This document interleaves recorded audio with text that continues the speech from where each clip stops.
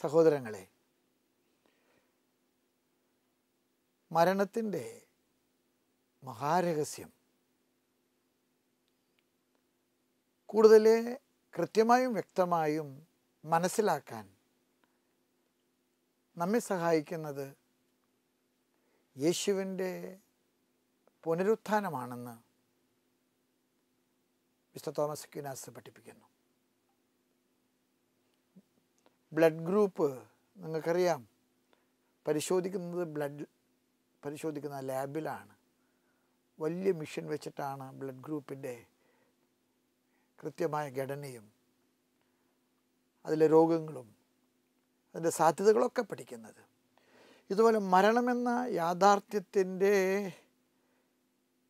അകക്കാമ്പ്, അതിൻ്റെ ഉള്ളർത്ഥം നമ്മെ പഠിപ്പിക്കണത് ക്രിസ്തുവിൻ്റെ ഉത്ഥാനമാണ്.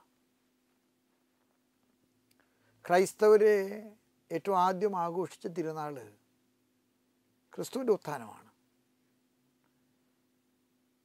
ക്രൈസ്തവ വിശ്വാസത്തിൻ്റെ സൗധം പണിതിരിക്കുന്ന മൂലക്കല്ല് യേശുവിൻ്റെ ഉത്ഥാനമാണ്. അതുകൊണ്ടാണ് അപ്പസ്തോലനായ പൗലോസ് കൊറിന്തോസിലെ സഭയോട് പറഞ്ഞത്, അവൻ ഉത്ഥാനം ചെയ്തില്ലായിരുന്നുവെങ്കിൽ ഈ വിശ്വാസം വ്യർത്ഥമാണ്, എൻ്റെ പ്രസംഗം ശൂന്യവുമാണ്. അവൻ്റെ പുനരുത്ഥാനമാണ് ക്രൈസ്തവ വിശ്വാസത്തിലെ മരണത്തെ മഹത്വത്തിൻ്റെ കിരീടമണിയിക്കുന്നത്. ഞാനൊരു അനുഭവം പങ്കുവയ്ക്കാൻ ആഗ്രഹിക്കുക. ഞാൻ സെമിനാരിയിലെ മുളയത്ത് റെക്ടറായിട്ടിരിക്കുമ്പോൾ അവിടെ ഒരു കൊച്ചു ഇടവകപ്പള്ളിയുണ്ട്. 40 വീട്ടുകാർ, പാവങ്ങളാണ്. സ്വന്തമായിട്ടൊരു അച്ഛനൊന്നും അവർക്കില്ല. സെമിനാരിലെ റെക്ടർ എന്ന നിലയ്ക്ക് അവിടുത്തെ അജപാലനത്തിൻ്റെ ശുശ്രൂഷ ഞാനായിരുന്നു. കുറച്ച് കാലം ഞാൻ അവിടെ വികാരിയുമായിരുന്നു. ഞങ്ങൾ അവിടെ വിശുദ്ധ വാരത്തിൻ്റെ തിരുക്കർമ്മങ്ങൾ ആ പള്ളിയുടെ ചരിത്രത്തിൽ ആദ്യമായിട്ട് തുടങ്ങിയപ്പോൾ കപ്പ്യാർ എൻ്റെ അടുക്കൽ പറഞ്ഞു, അച്ഛാ, ഉയർപ്പിൻ്റെ തിരുനാൾ എങ്ങനെ ആഘോഷിക്കുന്നേ? ഇവിടെ ആ രൂപമില്ല. ഞാൻ അയാളോട് പറഞ്ഞു, സാരമില്ല, ഞാൻ തൃശ്ശൂർ പട്ടണത്തെ വന്ന് എനിക്ക് വളരെ പരിചയമുള്ള ഒരു പ്രിയപ്പെട്ട സുഹൃത്തിനോട് പറഞ്ഞു, ഇടൂ, ഒരു പാവപ്പെട്ട പള്ളിയാണ്. അപ്പോൾ അയാൾ പറഞ്ഞു, അച്ഛന് ഇഷ്ടമുള്ള രൂപം വാങ്ങിച്ചേക്ക്. അങ്ങനെ ആദ്യമായിട്ട് ഉത്ഥാനത്തിൻ്റെ രൂപം ഞങ്ങൾ തൃശ്ശൂരിൽ നിന്ന് വാങ്ങിച്ച് മുളയം പള്ളിയിൽ ഉത്ഥാനത്തിൻ്റെ പെരുന്നാൾ ആഘോഷിച്ചു. തിരുക്കർമ്മങ്ങൾ കെങ്കേമമായി. ഉത്ഥാനം കഴിഞ്ഞ് തിരുസ്വരൂപം പ്രദക്ഷിണമായി പള്ളി ചുറ്റി കൊച്ചൽത്താരയിൽ അത് പ്രതിഷ്ഠിച്ച് ധൂപിച്ച് കുർബാന ഞാൻ പൂർത്തിയാക്കി സങ്കീർത്തിയിലേക്ക് മടങ്ങിയെത്തിയപ്പോൾ മുളയത്തെ അൾത്താര കുട്ടികൾ അവരാദ്യമായിട്ടാണ് ഈശോയുടെ ഉത്ഥാനത്തിൻ്റെ രൂപം കാണുന്നത്. എന്നോട് ചോദിച്ച കൗതുകമാർന്നൊരു ചോദ്യം ഉണ്ടായിരുന്നു, അച്ഛാ, നമ്മുടെ കർത്താവിന് വല്ല കുഴപ്പമുണ്ടോ?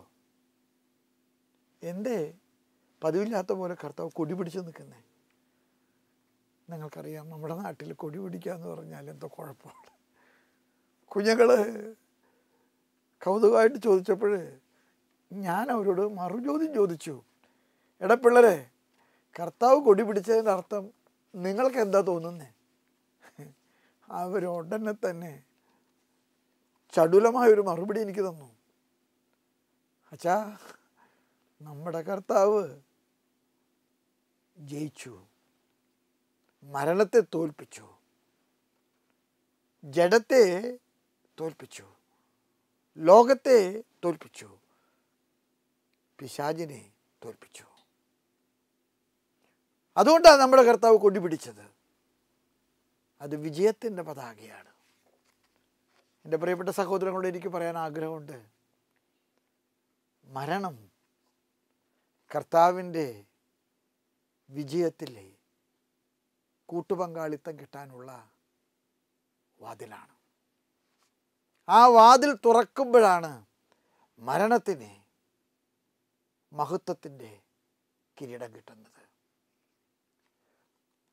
മരണത്തെ ഒരു ശാപമായും ശിക്ഷയായും കണ്ട പഴയ നിയമജനത, പക്ഷേ പുതിയ നിയമത്തിലെ പിതാവായ ദൈവം മരണത്തെ തൻ്റെ പുത്രൻ്റെ മരണം കൊണ്ട് തോൽപ്പിച്ചു. അതുകൊണ്ട് കർത്താവിൻ്റെ മരണമെന്ന ശിക്ഷയുടെ മുകളിലുള്ള കർത്താവിൻ്റെ വിജയക്കൊടിയുടെ ആഘോഷമാണ്. നിങ്ങൾക്കറിയാമോ, നമ്മുടെ കർത്താവ് തൻ്റെ പീഡാനുഭവത്തെക്കുറിച്ചൊക്കെ സംസാരിച്ചപ്പോൾ മത്തായിയുടെ സുവിശേഷം, മർക്കോസിൻ്റെ സുവിശേഷം, ലൂക്കായുടെ സുവിശേഷം, തൻ്റെ പീഡാനുഭവത്തെക്കുറിച്ച് തൻ്റെ ശിഷ്യന്മാരോട് പല പ്രാവശ്യം സംസാരിച്ചിട്ടുണ്ട്. ഈ സംസാരിച്ച വേളയിലൊക്കെ തന്നെ നമ്മുടെ കർത്താവ് അവരോട് എന്താ പറഞ്ഞെന്നറിയാമോ? നമുക്ക് ജെറൂസലേമിലേക്ക് പോകണം, അവിടെ അവർ എന്നെ പിടിക്കും, അവർ എന്നെ വിധിക്കും, അവസാനം അവർ എന്നെ വധിക്കും. അവർ വധിക്കും എന്ന് പറഞ്ഞ് ശ്വാസമെടുക്കുന്നതിന് മുൻപ് കർത്താവ് കൂട്ടിച്ചേർത്ത് പറഞ്ഞു, എന്നാൽ 3-ാം ദിവസം ഞാൻ മരണത്തെ പരാജയപ്പെടുത്തി പുനരുത്ഥാനം ചെയ്യും. കർത്താവ് ജെറൂസലേം ദേവാലയത്തിൽ നടത്തിയ ഇടപെടലിനെ കുറിച്ച് യോഹന്നാന്റെ സുവിശേഷത്തിൽ 2-ാമത്തെ അധ്യായം നിങ്ങൾ കേൾക്കുന്നുണ്ട്. ചാട്ടവാറ് ചുഴറ്റിയ സംഭവം. കർത്താവിനോട് ജെറൂസലേം ദേവാലയത്തിൻ്റെ അധികാരികൾ, പുരോഹിതർ ചോദിച്ചു, നീ ഇതൊക്കെ ചെയ്യാൻ ആരാണ് നിന്നെ അധികാരപ്പെടുത്തിയത്? Where is your mandate? നിൻ്റെ അധികാരപത്രം എന്താണ്? ഈശോ പറഞ്ഞു, നിങ്ങൾ ഈ ദേവാലയം പൊളിച്ചു മാറ്റുക, ഞാനത് 3 ദിവസം കൊണ്ട് പുതുക്കി പണിയും. കർത്താവിനെ പീലാത്തോസിൻ്റെ മുൻപിൽ ഹാജരാക്കിയപ്പോൾ കർത്താവിനെ വധിക്കാനുള്ള കാരണങ്ങളിൽ ഒരു കാരണമായിട്ട് അവർ പറഞ്ഞത് ഈ ദേവാലയം അവൻ പൊളിക്കുമെന്നാണ്. പക്ഷെ യോഹന്നാൻ അപ്പോസ്തലൻ ഉത്ഥാനത്തിന് ശേഷം സുവിശേഷം എഴുതിയപ്പോൾ ഇപ്രകാരം എഴുതി, അവൻ മരിച്ചവരിൽ നിന്ന് ഉയർപ്പിക്കപ്പെട്ടപ്പോൾ അവൻ്റെ ശിഷ്യന്മാർ പറഞ്ഞു, അവൻ പൊളിച്ചു പണിയുമെന്ന് പറഞ്ഞ ദേവാലയം ഈ കല്ലുകൊണ്ടും മണ്ണുകൊണ്ടും ഉണ്ടാക്കിയ ദേവാലയമല്ല, സ്വന്തം ശരീരമാകുന്ന ദേവാലയമാണ്.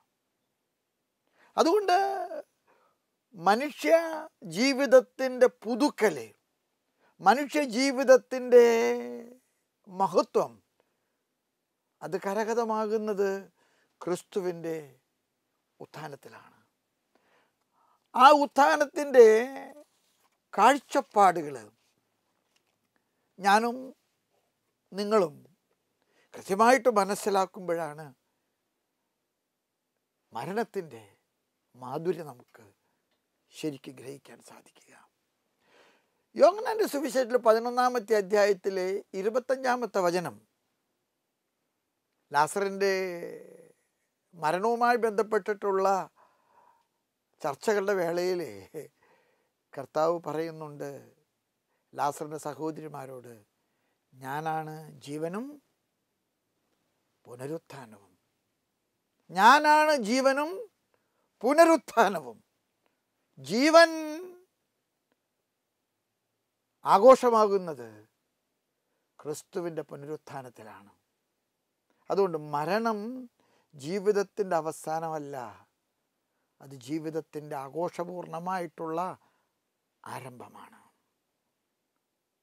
കർത്താവ് വീണ്ടും യോഹന്നാന്റെ സുവിശേഷത്തിൽ 6-ാമത്തെ അധ്യായത്തിൽ 54-ാമത്തെ വചനത്തിൽ അപ്പം വർദ്ധിപ്പിച്ച് പരിശുദ്ധ കുർബാനയെക്കുറിച്ചുള്ള കർത്താവിൻ്റെ പഠനങ്ങളുടെ ഇടയിൽ, നിങ്ങളുടെ പിതാക്കന്മാരെ മരുഭൂമിയിൽ മന്ന ഭക്ഷിച്ച് അവർ മരിച്ചുപോയി, എന്നാൽ ഈ അപ്പം ഭക്ഷിക്കുന്നവൻ മരിച്ചാലും ജീവിക്കുമെന്ന് പറഞ്ഞു. എൻ്റെ ശരീരം ഭക്ഷിക്കുകയും എൻ്റെ രക്തം പാനം ചെയ്യുകയും ചെയ്യുന്നവൻ മരിച്ചാലും ജീവിക്കും. സഭാപിതാക്കന്മാർ, പ്രത്യേകിച്ച് വിശുദ്ധനായ അംബ്രോസ് പറയുന്നത്, പരിശുദ്ധ കുർബാനയിലുള്ള ശരീരരക്തങ്ങളുടെ ഭക്ഷിക്കലും പാനം ചെയ്യലും നിത്യജീവനിലേക്കുള്ള പ്രവേശനത്തിൻ്റെ അച്ചാരമാണ്. അതതിൻ്റെ മുന്നാസ്വാദനമാണ്. നമ്മളൊരു സ്ഥലം വാങ്ങിക്കുമ്പോൾ കരാറ് ചെയ്യും, ആദ്യം അഡ്വാൻസ് കൊടുക്കും. പരിശുദ്ധ കുർബാനയിലുള്ള പങ്കാളിത്തം, ശരീരരക്തങ്ങളുടെ ഭോജനം, അത് മരണത്തെ പുനരുത്ഥാനത്തിലേക്ക് നയിക്കുന്നതിൻ്റെ, കർത്താവിൻ്റെ ഉത്ഥാനത്തിലുള്ള എൻ്റെയും നിങ്ങളുടെയും പങ്കാളിത്തത്തിൻ്റെ, ഉടമസ്ഥതയുടെ അച്ചാരമാണ്, കരാറാണ്. അതുകൊണ്ടാണ് കർത്താവ് പറഞ്ഞത്, എൻ്റെ ശരീരം ഭക്ഷിച്ചാൽ, എൻ്റെ രക്തം പാനം ചെയ്താൽ നിങ്ങൾ മരിച്ചാലും നിങ്ങൾ ജീവിക്കും. അതുകൊണ്ട് ക്രിസ്തുവിൻ്റെ മരണമെന്ന ശിക്ഷയുടെ മേലുള്ള ദൈവത്തിൻ്റെ ആധിപത്യമാണ്. ആ ശിക്ഷ അനുഗ്രഹമാക്കി മാറ്റുകയാണ്. ഇവിടെയാണ് നിങ്ങൾ മനസ്സിലാക്കേണ്ടത്. നമ്മുടെ വിശ്വാസ പ്രമാണത്തിൽ നമ്മൾ പ്രാർത്ഥിക്കുന്നുണ്ട്, ഞങ്ങൾ ശരീരത്തിൻ്റെ ഉയർപ്പിൽ വിശ്വസിക്കുന്നു. നമ്മൾ സിമിത്തേരിയിലേക്ക് ഒരാളെ കൊണ്ടുപോകുന്നത് ആഘോഷമായിട്ടാണ്.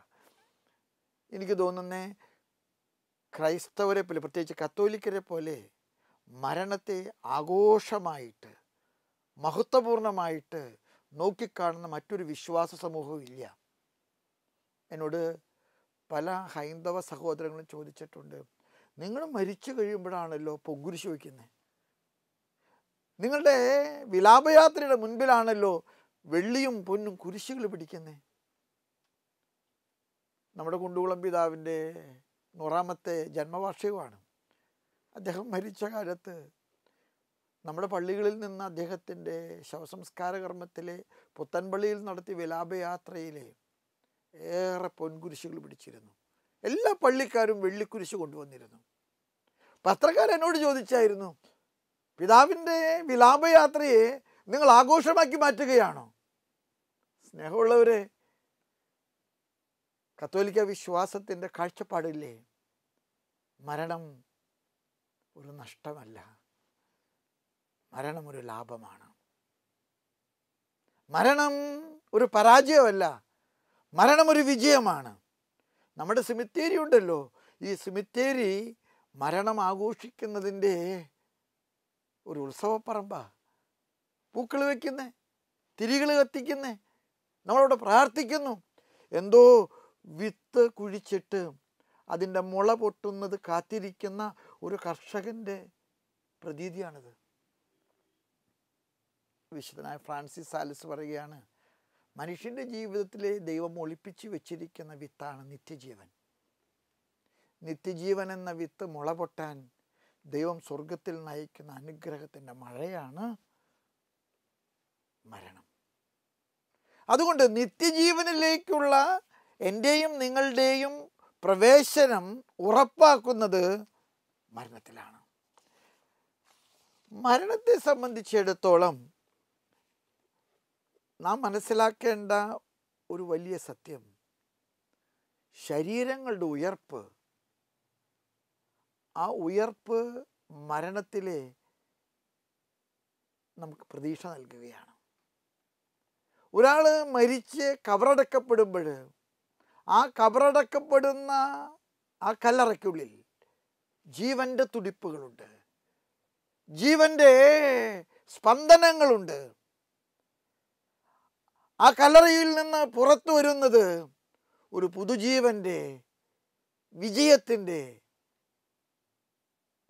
നിത്യജീവനാണ്. അതുകൊണ്ടാണ് മരണം ജഡശരീരത്തോടുള്ള ഒരു യാത്ര പറച്ചിലാണ്. ജഡബദ്ധമായ ഒരു ജീവനോടുള്ള യാത്ര പറച്ചിലാണ്. ലോകബദ്ധമായിട്ടുള്ള നമ്മുടെ അടിമത്തത്തോട് യാത്ര പറച്ചിലാണ്. പിശാചുമായിട്ടുള്ള നമ്മുടെ മൽപ്പിടുത്തത്തിൻ്റെ അവസാനമാണ്. മരണം ആഘോഷമാകണമെങ്കിൽ അപ്പോസ്തലനായ പൗലോസ് പറയുന്നു, നന്മ ചെയ്തവർ നിത്യജീവൻ്റെ വിധിക്കും, തിന്മ ചെയ്തവർ നിത്യശിക്ഷയുടെ വിധിക്കുമായി പുറത്തു വരുന്നു. ഞാൻ ഇന്നലെ പറഞ്ഞത് നിങ്ങൾ മറന്നുപോയിട്ടില്ലെങ്കിൽ, ജീവിതം മുഴുവൻ പരീക്ഷയാണ്. മരണം അവസാനത്തെ കോംപ്രഹെൻസീവ് പരീക്ഷയാണ്. മരണം സമ്പൂർണവും സമഗ്രവുമായിട്ടുള്ള ലാസ്റ്റ് എക്സാമാണ്. അതിൻ്റെ ഉത്തരക്കടലാസ് നോക്കി മാർക്കും റാങ്കും നിശ്ചയിക്കുന്നത് മരണത്തിന് ശേഷമാണ്. പ്രതീക്ഷയോടുകൂടെ റിസൾട്ട് കാത്തിരിക്കുന്ന ഒരു വിദ്യാർത്ഥിയുടെ പ്രതീക്ഷയോട് കൂടിയിട്ടാണ് മരണത്തെ ഭരിച്ചവരെയും കത്തോലിക്കർ കാണുന്നത്. അപ്പോസ്തലൻ പറയുന്നു, നിങ്ങൾ നശ്വരതയിൽ വിതയ്ക്കുന്നത് അനശ്വരതയിൽ ഉയർപ്പിക്കപ്പെടുന്നു. ഈ നശ്വര പ്രകൃതി അനശ്വരത ധരിക്കുന്നു. മർത്യമായത് നിത്യജീവൻ്റെ ഭാഗമായിട്ട് തീരുന്നു. അതുകൊണ്ട് തന്നെയാണ് നമ്മുടെ ജീവിതത്തിലെ മരണം മഹത്വത്തിലേക്കുള്ള പ്രവേശനമായിട്ട് നമ്മൾ കാണുന്നത്. സഭാപിതാക്കന്മാരിൽ വളരെ പ്രഗത്ഭനായിട്ടുള്ള വിശുദ്ധനായ ഇറണേയൂസ് പറയുകയാണ്, വിശുദ്ധ കുർബാനയിലുള്ള നമ്മുടെ ഭാഗഭാഗിത്വം നമ്മുടെ ശരീരരക്തങ്ങളിലേക്കുള്ള നിത്യജീവൻ്റെ വിത്തുപാകലാണ്. കൂദാശകളുടെ സ്വീകരണങ്ങളെല്ലാം തന്നെ മാമോദീസായിൽ എന്താ സംഭവിക്കുന്നത്? അപ്പോസ്തലനായ പൗലോസ് മാമോദീസയെക്കുറിച്ച് വളരെ മനോഹരമായിട്ട് പറയുന്നുണ്ട്, അവൻ്റെ മരണത്തോട് നിങ്ങൾ കൂട്ടിച്ചേർക്കപ്പെടുന്നു. മാമോദീസായിൽ അവൻ്റെ ഉത്ഥാനത്തോട് നിങ്ങൾ കൂട്ടിച്ചേർക്കപ്പെടുന്നു. ആദിമസഭയിൽ മാമോദീസ കൊടുത്തിരുന്നത് വെള്ളത്തിലോട്ട് പൂർണ്ണമായിട്ട് മുക്കിയിട്ടാണ്. അത് ഉയർത്തുന്നു. ഈ വെള്ളത്തിലോട്ടുള്ള മുക്കലും ഈ വെള്ളത്തിൽ നിന്നുള്ള പൊക്കലും അത് മരണത്തിൻ്റെയും ഉത്ഥാനത്തിൻ്റെയും അടയാളമായിട്ടാണ് ആദിമസഭ പ്രതീകാത്മകമായിട്ട് ആവിഷ്കരിച്ചിരുന്നത്. ഇപ്പോഴും എല്ലാ പൗരസ്ത്യ സഭകളിലും നിങ്ങൾക്കറിയാം, മാമോദീസ നൽകപ്പെടുന്നത് വെള്ളത്തിൽ മുക്കിക്കൊണ്ടാണ്. വെള്ളം ഒഴിക്കുന്നത് പിന്നെ സൗകര്യത്തെ പ്രതി നമ്മളിപ്പോൾ തുടങ്ങിയതാണ്. വെള്ളത്തിലോട്ട് പൂർണ്ണമായിട്ട് താഴ്ത്തപ്പെടുന്ന ആള് കല്ലറയിലേക്ക് വെക്കപ്പെട്ട ക്രിസ്തുവിൻ്റെ മരണത്തിലേക്കുള്ള പങ്കാളിത്തത്തിൻ്റെ ഭാഗമാണ്. കല്ലറകൾ തകർത്ത് പുറത്തു വന്ന പുനരുത്ഥിതനായ യേശുവിൻ്റെ വിജയത്തിലുള്ള പങ്കാളിയാണ് വെള്ളത്തിൽ നിന്ന് പുറത്തേക്കെടുക്കുന്ന ശിശു.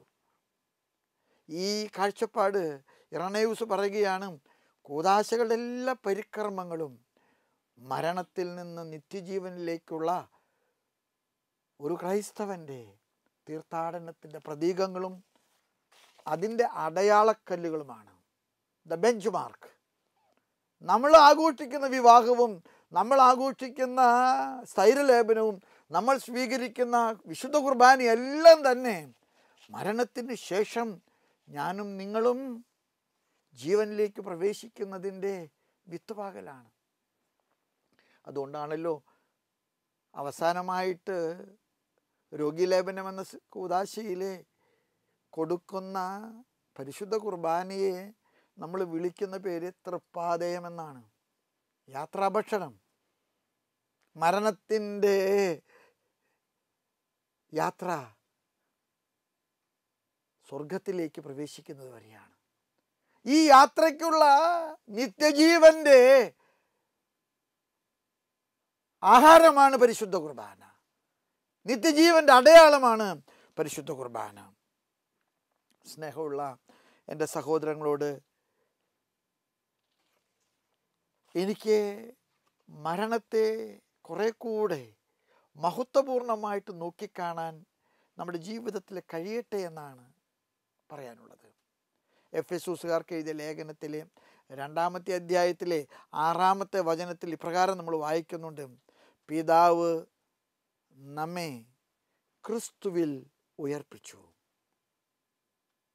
പിതാവായ ദൈവം ക്രിസ്തുവിനെ ഉയർപ്പിച്ചത് ക്രിസ്തുവിൻ്റെ ഉയർപ്പിൽ നമ്മെ കൂടെ കൂട്ടുപങ്കാളികളാക്കാൻ വേണ്ടിയിട്ടാണ്. അതുകൊണ്ട് മരിക്കുന്നവർ അവനോടുകൂടെ നിത്യജീവനിലേക്ക് പ്രവേശിച്ചിരിക്കുന്നു. മരിക്കുന്നവർ അവനോടുകൂടെ നിത്യജീവനിലേക്ക് പ്രവേശിച്ചിരിക്കുന്നു. സ്നേഹമുള്ള എൻ്റെ സഹോദരങ്ങളെ, ഇവിടെയാണ് നമ്മുടെ ജീവിതത്തിൻ്റെ ഏറ്റവും വലിയ വെല്ലുവിളി. നമ്മുടെ ജീവിതത്തിൻ്റെ ഏറ്റവും വലിയ വെല്ലുവിളി ഇവിടെയാണ്. എന്താണെന്നറിയാമോ വെല്ലുവിളി? എൻ്റെ ജീവിതം നിത്യജീവനിലേക്ക് പാലം പണിയാൻ പറ്റുന്ന വിധത്തിലായിരിക്കണം. എൻ്റെ ജീവിതം താറുമാറാക്കി ഞാൻ കളഞ്ഞാലേ, എൻ്റെ ജീവിതം നിരുത്തരവാദിത്വപരമാക്കി ഞാൻ തീർത്താലേ, എൻ്റെ മരണം അതൊരു പരാജയമാണ്. എൻ്റെ മരണം ഒരു നിത്യശിക്ഷയുടെ കവാടം തുറക്കലാണ്. ഞാൻ പലപ്പോഴും കണ്ടിട്ടുണ്ട്, പരീക്ഷയുടെ റിസൾട്ട് വരുമ്പോൾ തോറ്റ കുട്ടികൾ പൊട്ടിപ്പൊട്ടി കരയുന്നത് തിരുത്താൻ പറ്റാത്ത വിധത്തിൽ തോറ്റുപോയതിനുള്ള സങ്കടം. അതുകൊണ്ടാണ് കർത്താവ് മത്തായിയുടെ സുവിശേഷത്തിൽ കൃത്യമായിട്ട് പറഞ്ഞു: ഇടതുവശത്ത് നിർത്തപ്പെട്ടവരെ, വലതുവശത്ത് നിർത്തപ്പെട്ടവരെ. ഇടതും വലതും, ജയിച്ചവരും തോറ്റവരും. വലതുവശത്തുള്ളവരോട് പറയുന്നത്: എൻ്റെ പിതാവിനാൽ അനുഗ്രഹീതരെ, നിങ്ങൾ നിത്യജീവനിലേക്ക് പ്രവേശിക്കുവിൻ. എൻ്റെ പിതാവിനാൽ ശപിക്കപ്പെട്ടവരെ, നിങ്ങൾ നിത്യശിക്ഷയിലേക്ക് പ്രവേശിക്കുവിൻ. അതുകൊണ്ട് ജീവിതം കുട്ടികളിയല്ല, ജീവിതത്തെ ഗൗരവമായിട്ട് നോക്കിക്കാണണം.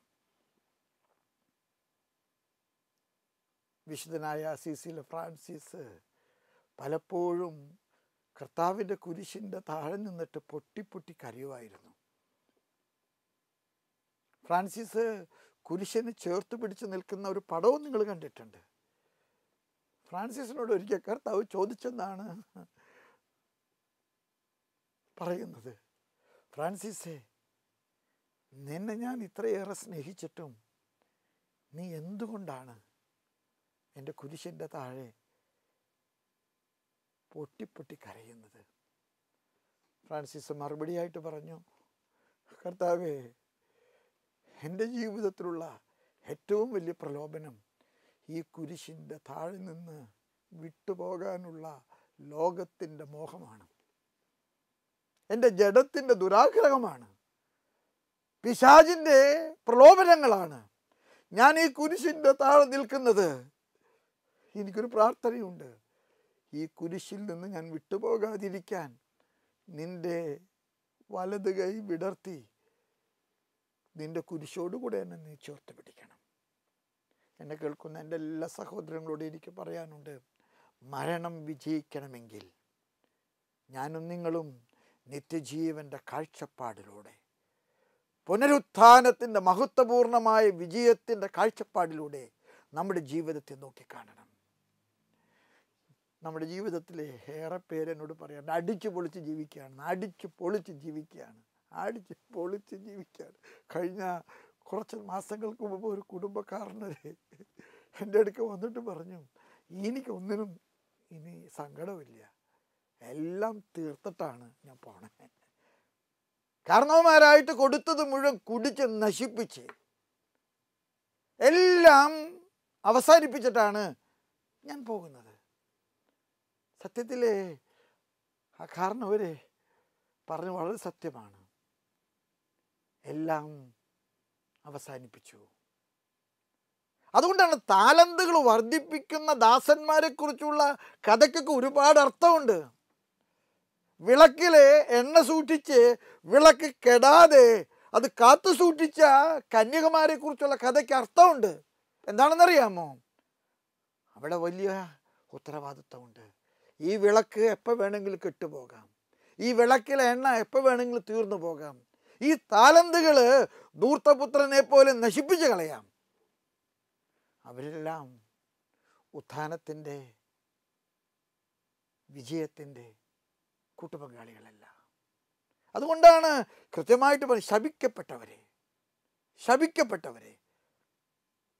നമ്മുടെ ജീവിതത്തിലെ ഉത്ഥാനത്തെ മുന്നിൽ കണ്ടുകൊണ്ട് ജീവിതത്തെ വിജയമാക്കാൻ നമുക്ക് സാധിക്കട്ടെ. ഒരുപാട് സാധ്യതകൾ നമ്മുടെ മുൻപിലുണ്ട്.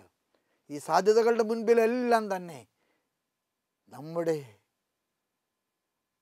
മരണം ഒരു വിജയമാകട്ടെ. യോഹന്നാന്റെ സുവിശേഷത്തിലെ 12-ാമത്തെ അധ്യായത്തിൽ 20-ാമത്തെ തുടങ്ങിയുള്ള വചനങ്ങളിൽ കർത്താവ് പറയുന്നുണ്ട്, enter into my glory. മഹത്വത്തിലേക്ക് പ്രവേശിക്കുക. എന്താണ് മഹത്വത്തിലേക്ക് പ്രവേശിക്കുന്നത്?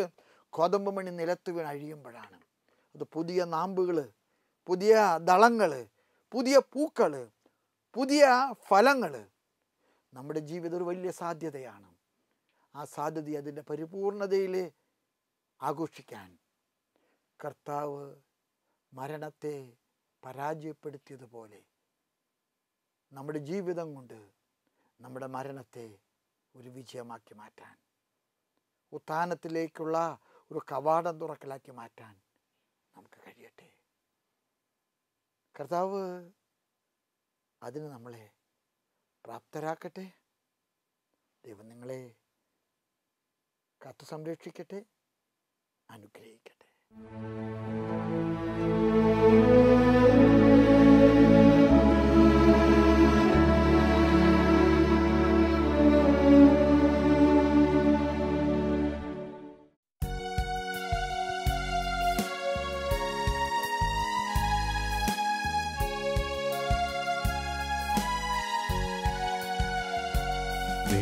പാദം പുണർന്നു ഞാൻ ഒന്ന് ആരാധിക്കട്ടെ.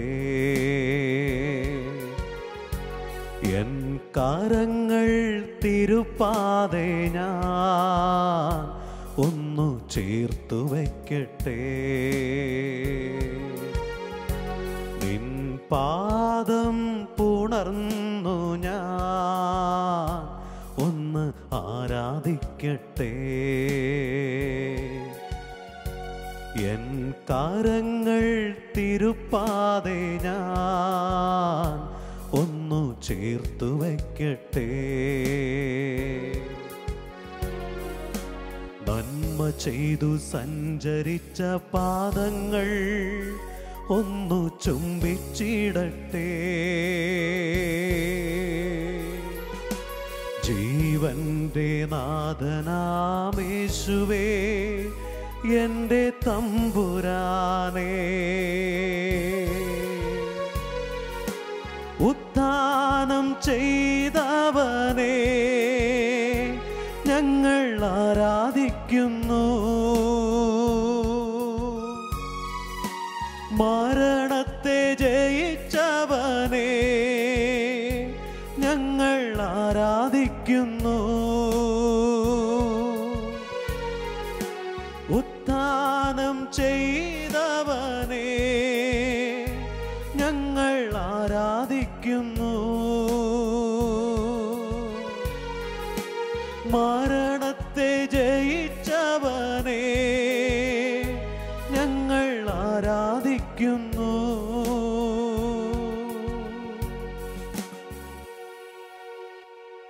പരിശുദ്ധ പരമദിവ്യകാരുണ്യത്തിന് എന്നേരവും ആരാധനയും സ്തുതിയും പുകഴ്ചയും ഉണ്ടായിരിക്കട്ടെ. പരിശുദ്ധ പരമദിവ്യകാരുണ്യത്തിന് എന്നേരവും ആരാധനയും സ്തുതിയും പുകഴ്ചയും ഉണ്ടായിരിക്കട്ടെ. പരിശുദ്ധ പരമദിവ്യകാരുണ്യത്തിന് എന്നേരവും ആരാധനയും സ്തുതിയും പുകഴ്ചയും ഉണ്ടായിരിക്കട്ടെ. മരണമെന്ന മഹാരഹസ്യത്തെ മനസ്സിലാക്കി തരുന്നത് യേശുവിൻ്റെ ഉത്ഥാനമാണ് എന്ന ചിന്തയോടെ നിത്യനായ മിശിഹായോടുകൂടെ നമുക്കായിരിക്കാം. നമ്മുടെ മരണത്തിൻ്റെ യഥാർത്ഥ രഹസ്യങ്ങൾ നമുക്ക് മനസ്സിലാക്കി തരുന്ന കർത്താവിൻ്റെ സന്നിധിയിലിരുന്നു കൊണ്ട് അവിടുത്തെ ആരാധിച്ച് സ്തുതിച്ച് അവിടുത്തെ കൃപകൾക്ക് വേണ്ടി യാചിച്ച പരിശുദ്ധാത്മാവിൻ്റെ വെളിപ്പെടുത്തലുകൾക്ക് വേണ്ടി നമുക്ക് കാത്തിരിക്കാം.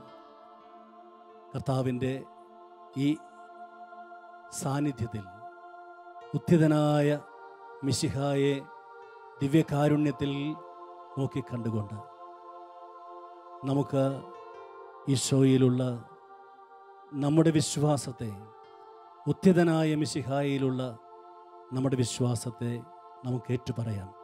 ചൊല്ലിത്തരുന്ന പ്രാർത്ഥന നമുക്ക് ഏറ്റുചൊല്ലാം. ദിവ്യകാരുണ്യ ഈശോയെ, ദിവ്യകാരുണ്യ ഈശോയെ, അങ്ങ് അങ്ങ് ജീവനുള്ള ദൈവത്തിന്റെ പുത്രനായ മിശിഹായാണെന്ന് ഞങ്ങൾ വിശ്വസിക്കുന്നു.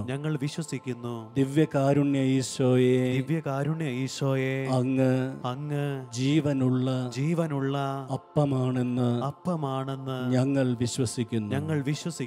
ദിവ്യകാരുണ്യ ഈശോയെ, അങ്ങ് ലോകത്തിന്റെ പ്രകാശമാണെന്ന് ഞങ്ങൾ വിശ്വസിക്കുന്നു. ദിവ്യകാരുണ്യ ഈശോയെ, അങ്ങ് നല്ല ഇടയനാണെന്ന് ഞങ്ങൾ വിശ്വസിക്കുന്നു.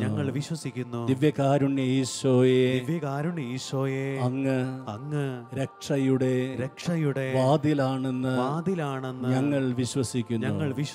ദിവ്യകാരുണ്യ ഈശോയെ, അങ്ങ് പുനരുത്ഥാനവും ജീവനുമാണെന്ന് ഞങ്ങൾ വിശ്വസിക്കുന്നു. ദിവ്യകാരുണ്യ ഈശോയെ, അങ്ങ് വഴിയും സത്യവും ജീവനുമാണെന്ന് ഞങ്ങൾ വിശ്വസിക്കുന്നു. ദിവ്യകാരുണ്യ ഈശോയെ, അങ്ങ് സാക്ഷാൽ മുന്തിരിച്ചെടിയാണെന്ന് ഞങ്ങൾ വിശ്വസിക്കുന്നു. ദിവ്യകാരുണ്യ ഈശോയെ, അങ്ങ് വചനം മാംസം ധരിച്ച ദൈവപുത്രനാണെന്ന് ഞങ്ങൾ വിശ്വസിക്കുന്നു. ദിവ്യകാരുണ്യ ഈശോയെ, അങ്ങ് ഉത്ഥാനം ചെയ്ത മിശിഹായാണെന്ന് ഞങ്ങൾ വിശ്വസിക്കുന്നു. ദിവ്യകാരുണ്യ ഈശോയെ, അങ്ങ് ഉത്ഥാനം ചെയ്ത മിശിഹായാണെന്ന് ഞങ്ങൾ വിശ്വസിക്കുന്നു. ദിവ്യകാരുണ്യ ഈശോയെ, അങ്ങ് ഉത്ഥാനം ചെയ്ത മിശിഹായാണെന്ന് ഞങ്ങൾ വിശ്വസിക്കുന്നു. ദിവ്യകാരുണ്യ ഈശോയെ, അങ്ങ് ഇന്നലെയും ഇന്നും എന്നും ഒരാൾ തന്നെയായ യേശുക്രിസ്തുവാണെന്ന് ഞങ്ങൾ വിശ്വസിക്കുന്നു.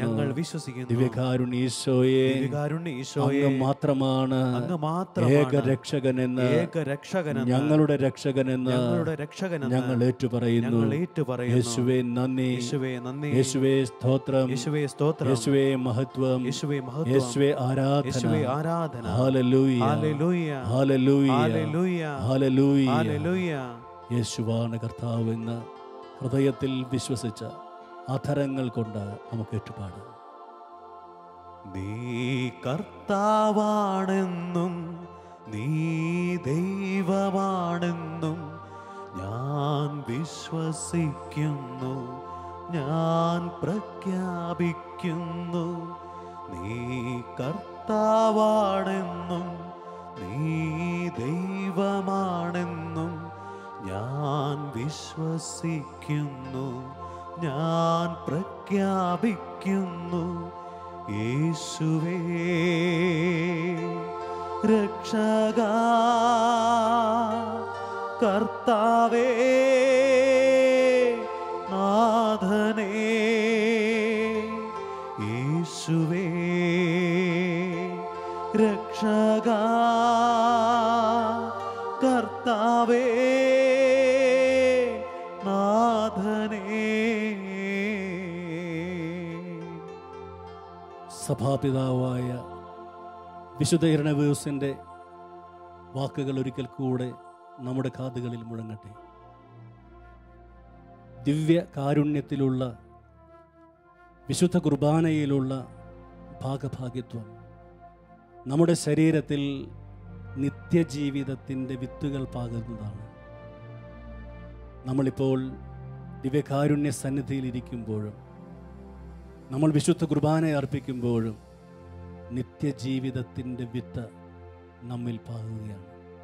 നിത്യജീവിതം എന്ന് പറയുന്നത് മാമോദീസായിൽ ആരംഭിച്ച ഈ ലോക ജീവിതത്തിലൂടെ കടന്ന് ഒടുവിൽ നിത്യപിതാവിൻ്റെ അരികിൽ എത്തിച്ചേരുന്ന ജീവിതമാണ്. ഇവിടെ ഈ ജീവിതയാത്രയിൽ നമ്മുടെ തിരുപ്പാതേയം വിശുദ്ധ കുർബാനയാണ്. ആ ദിവ്യകാരുണ്യത്തിൻ്റെ സന്നിധിയിലിരുന്നു കൊണ്ട് കർത്താവിൻ്റെ വചനങ്ങളെ ധ്യാനിച്ച ഈശോ ഈ ദിവ്യകാരുണ്യത്തിലൂടെ വിശുദ്ധ കുർബാനയിലൂടെ നമുക്ക് നൽകുന്ന ഉറപ്പുകളെ നമുക്ക് ധ്യാനിക്കാം. അതുവഴി മരണമെന്ന മഹാരഹസ്യം വെളിപ്പെടുത്തുന്ന യേശുവിൻ്റെ ഉത്ഥാനം അത് ഇന്ന് വിശുദ്ധ കുർബാനയിലൂടെ ദിവ്യകാരുണ്യത്തിലൂടെ നമുക്ക് സമീപസ്ഥമാകുന്ന അനുഭവമാക്കി മാറ്റാൻ നമുക്ക് പരിശ്രമിക്കാം. യോഹന്നാൻ്റെ സുവിശേഷം 6-ാം അധ്യായത്തിൽ ഈശോ ധാരാളം വാഗ്ദാനങ്ങൾ നൽകുന്നുണ്ട്. അപ്പത്തിൻ്റെ സുവിശേഷം എന്ന് വിശേഷിപ്പിക്കപ്പെടുന്ന യോഹന്നാൻ്റെ സുവിശേഷം 6-ാം അധ്യായത്തിൽ ദിവ്യകാരുണ്യത്തിൻ്റെ വാഗ്ദാനങ്ങൾ ഏറെയാണ്.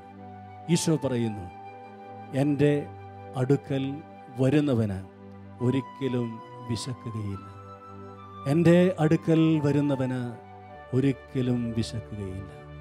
നീ അനുദിനം വിശുദ്ധ കുർബാന അർപ്പിക്കുന്ന വ്യക്തിയാണെങ്കിൽ, നീ ദിവ്യകാരുണ്യ സന്നിധിയിൽ കർത്താവിനെ കണ്ടുമുട്ടുന്ന വ്യക്തിയാണെങ്കിൽ, കർത്താവ് പറയുന്നു, നിനക്കൊരിക്കലും വിശക്കുകയില്ല. വിശപ്പ് ഭക്ഷണത്തിനു വേണ്ടി മാത്രമല്ല.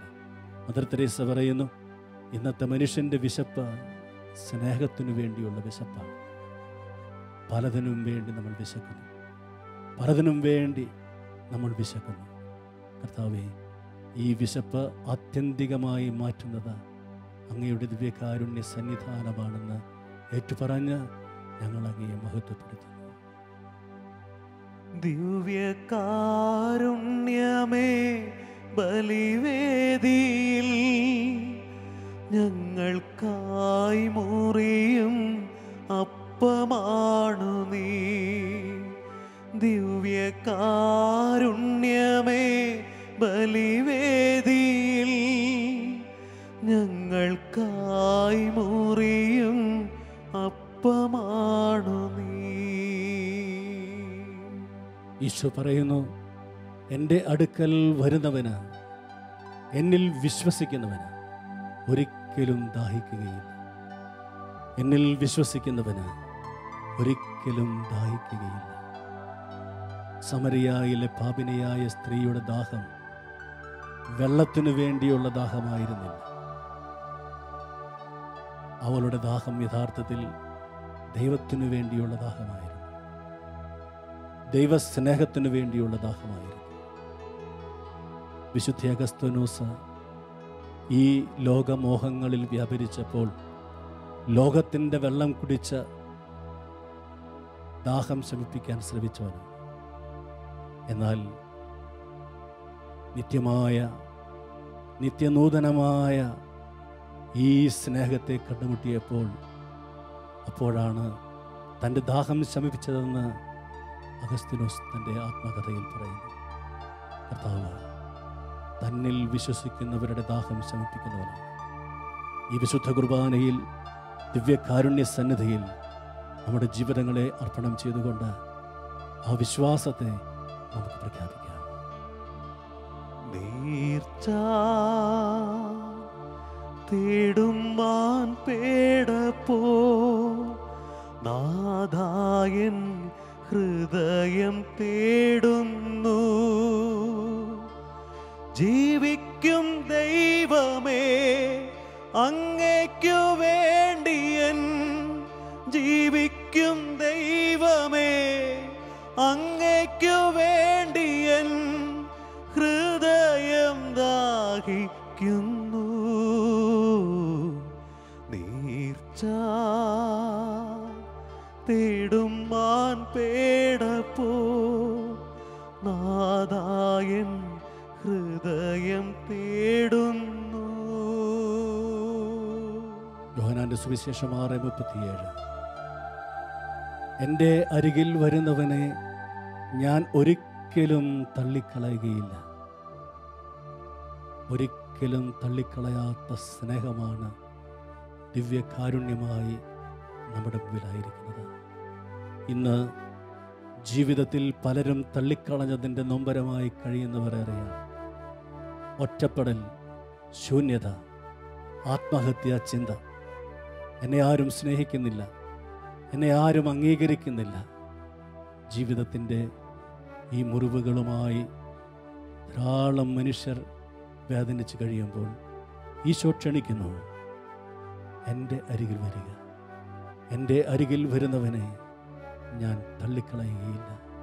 ആരൊക്കെ എന്നെ തള്ളിക്കളഞ്ഞാലും ഒരിക്കലും തള്ളിക്കളയാത്ത സ്നേഹമായി എനിക്ക് വേണ്ടി കാത്തിരിക്കുന്ന ഉദ്ധിതനായ മിശിഹായെ ഈ ദിവ്യകാരുണ്യത്തിൽ കണ്ടുകൊണ്ട് നമുക്ക് ആരാധിക്കാം, തുതിച്ചു പാടാം.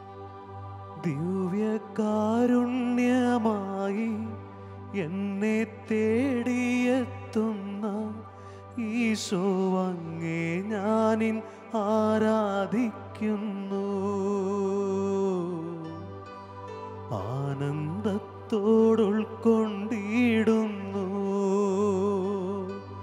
ദിവ്യകാരുണ്യമായി എന്നെ തേടിയെത്തുന്ന ഈശോ അങ്ങേ ഞാനിൻ ആരാധിക്കുന്നു. ആനന്ദത്തോടുൾക്കൊണ്ടിടുന്നു. യോഹന്നാന്റെ സുവിശേഷം 6:40-44 തിരുവചനങ്ങൾ പറയുന്നു, എന്നിൽ വിശ്വസിക്കുന്നവനെ അന്ത്യദിനത്തിൽ ഞാൻ ഉയർപ്പിക്കും. എന്നിൽ വിശ്വസിക്കുന്നവനെ അന്ത്യദിനത്തിൽ ഞാൻ ഉയർപ്പിക്കും. മരണം അന്ത്യമല്ല, അതൊന്നിൻ്റെയും അവസാനമാകുന്നില്ല.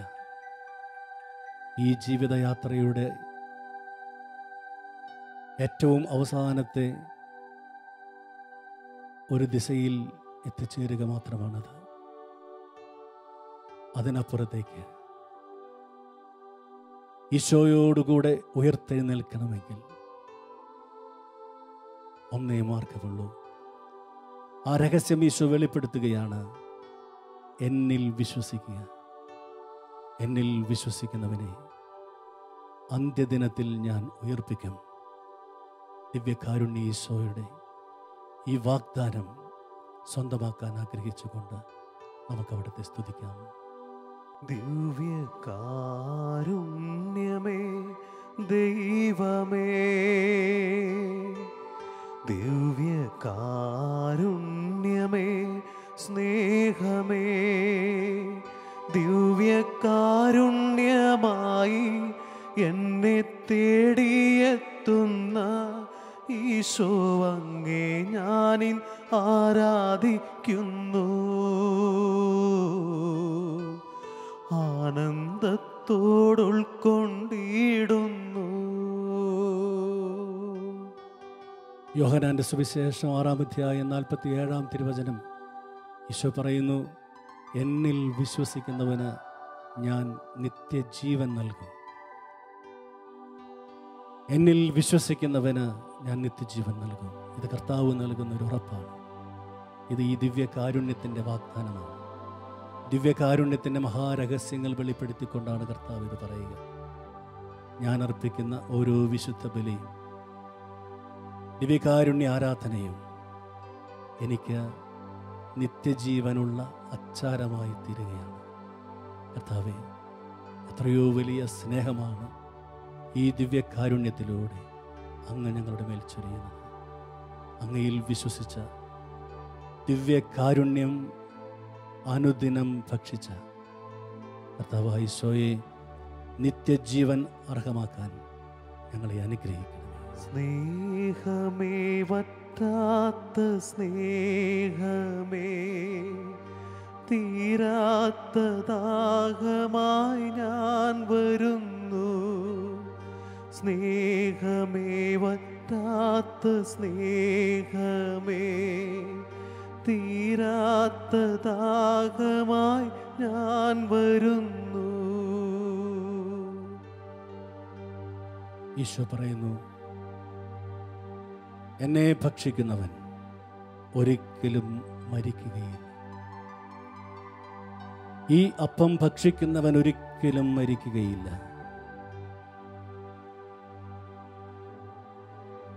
ഈ ലോക ജീവിതത്തിൽ അതിദാരുണമായ മരണം പാപത്തിലൂടെ സംഭവിക്കുന്ന നാശമാണ്, ആത്മാവിൻ്റെ മരണമാണ്. ആ മരണത്തെ അതിജീവിക്കാനുള്ള അമൃത ഈ ദിവ്യകാരുണ്യമാണ്. കർത്താവേ, അനുദിനം അങ്ങയെ ഭക്ഷിക്കുവാനുള്ള വിശുദ്ധി എനിക്ക് തരണമേ. ഓ ദിവ്യമാം സ്നേഹമേ, ഓ ദിവ്യകാരുണ്യമേ,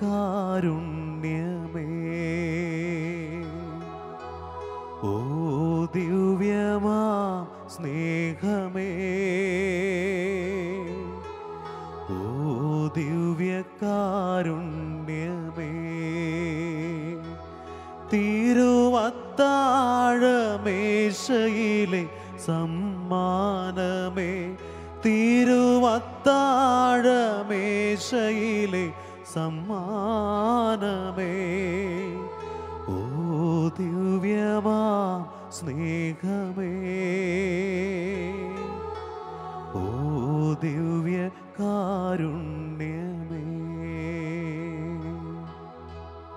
ഈശോ വീണ്ടും അരുൾ ചെയ്യുന്നു, എന്നെ ഭക്ഷിക്കുന്നവൻ എന്നേക്കും ജീവിക്കും. നിങ്ങൾക്ക് ജീവനുണ്ടാകാൻ, അത് സമൃദ്ധമായി ഉണ്ടാകാനാണ് ഞാൻ വന്നിരിക്കുന്നത് എന്ന് പറയുന്നവൻ എങ്ങനെയാണ് ജീവനുണ്ടാവുക? എങ്ങനെയാണ് സമൃദ്ധമായ ജീവനുണ്ടാവുക? എങ്ങനെയാണ് എന്നേക്കും ജീവിക്കുക? മനോഹരമായ ആ രഹസ്യം വെളിപ്പെടുത്തുന്നു. എന്നെ ഭക്ഷിക്കുക, എന്നെ ഭക്ഷിക്കുന്നവൻ എന്നേക്കും ജീവിക്കും. കർത്താവേ, ഞങ്ങൾക്കങ്ങ് നൽകിയിരിക്കുന്ന വലിയ വാഗ്ദാനത്തെ ഓർത്ത് ആരാധിച്ച് സ്തുതിച്ച് ഞങ്ങൾ മഹത്വപ്പെടുത്തുന്നു. നിങ്ങൾക്കു വേണ്ടി വിഭജിതമാകും എൻ്റെ ശരീരമിതാ, നിങ്ങൾക്കു വേണ്ടി ചിന്തി ഞാനേകും എന്നോടെ രക്തമിതാ, നിങ്ങൾക്കു പുതുജീവനേകാൻ, നിങ്ങളെ പുതു സൃഷ്ടിയാക്കാൻ എൻ്റെ ശരീരമിതാ, എൻ്റെ രക്തമിതാ, ഇതു വാങ്ങി ഭക്ഷിക്കുവിൻ, ഇതു പാനം ചെയ്തിടുവിൻ.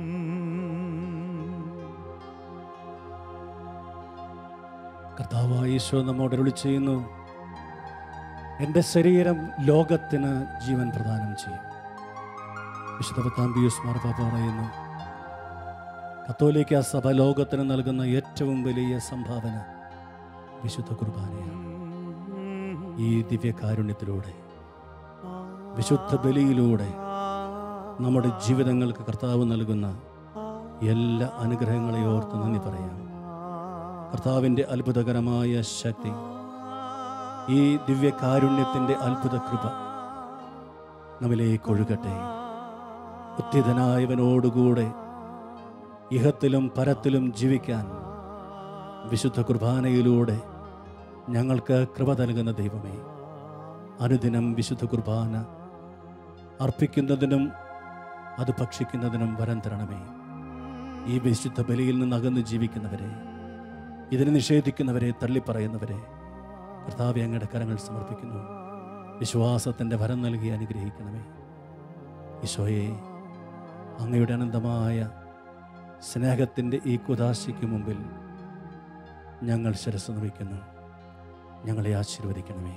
ഇത്ര ചെറുതാകാൻ എത്ര വളരേണം, ഇത്ര സ്നേഹിക്കാൻ എന്തു വേണം. ഇത്ര ചെറുതാകാൻ എത്ര വളരേണം, ഇത്ര സ്നേഹിക്കാൻ എന്തു വേണം. പരിശുദ്ധ പരമദിവ്യകാരുണ്യത്തിന് എന്നേരവും ആരാധനയും സ്തുതിയും പുകഴ്ചയും ഉണ്ടായിരിക്കട്ടെ. പരിശുദ്ധ പരമദിവ്യകാരുണ്യത്തിന് എന്നേരവും ആരാധനയും സ്തുതിയും പുകഴ്ചയും ഉണ്ടായിരിക്കട്ടെ. പരിശുദ്ധ പരമദിവ്യകാരുണ്യത്തിന് എന്നേരവും ആരാധനയും സ്തുതിയും പുകഴ്ചയും ഉണ്ടായിരിക്കട്ടെ. പരിശുദ്ധ ശരീരത്താലും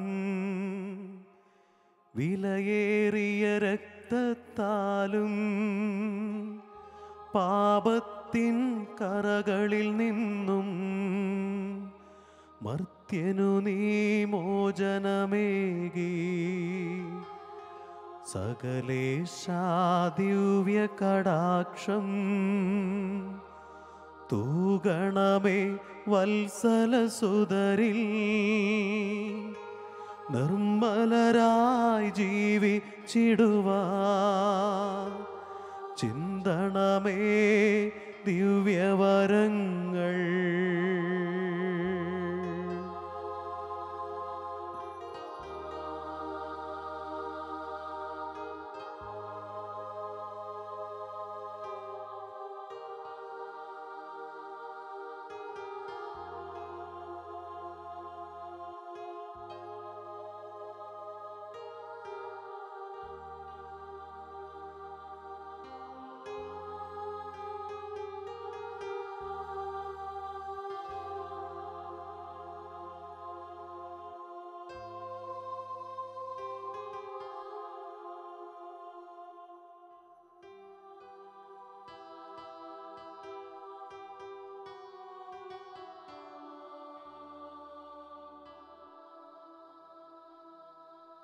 പരിശുദ്ധ പരമദിവ്യകാരുണ്യത്തിന് എന്നേരവും ആരാധനയും സ്തുതിയും പുകഴ്ചയും ഉണ്ടായിരിക്കട്ടെ. പരിശുദ്ധ പരമദിവ്യകാരുണ്യത്തിന് എന്നേരവും ആരാധനയും സ്തുതിയും പുകഴ്ചയും ഉണ്ടായിരിക്കട്ടെ. പരിശുദ്ധ പരമദിവ്യകാരുണ്യത്തിന് എന്നേരവും ആരാധനയും സ്തുതിയും പുകഴ്ചയും ഉണ്ടായിരിക്കട്ടെ.